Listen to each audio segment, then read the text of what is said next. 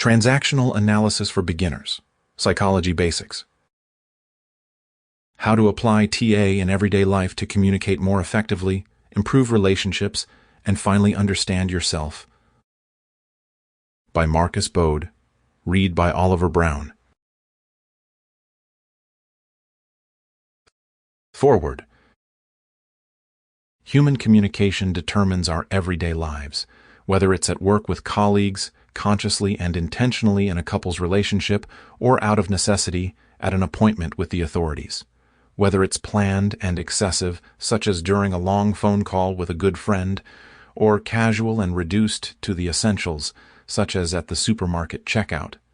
The phrase coined by the Austrian communication scientist and philosopher Paul Watzlawick, 1921 to 2007, applies everywhere. You cannot not communicate, Watzlawick, 2016. But we all know situations in which communication fails. Misunderstandings, differences of opinion and conflicts arise, or people talk past each other. The reason for this can often be explained psychologically.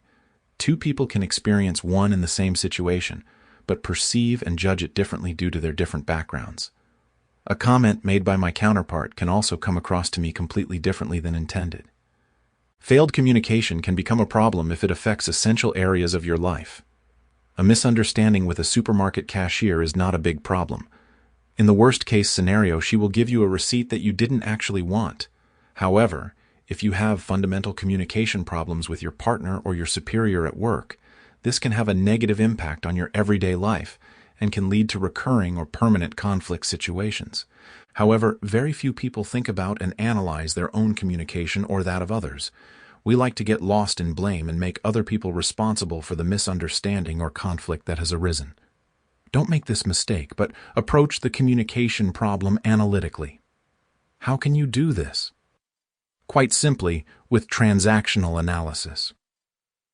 Transactional analysis is one of the classic models used in psychology to explain communicative acts according to a scheme of stimulus and response. The interaction of stimulus and response is described as a transaction, similar to a bank transfer, which is also described as a transaction.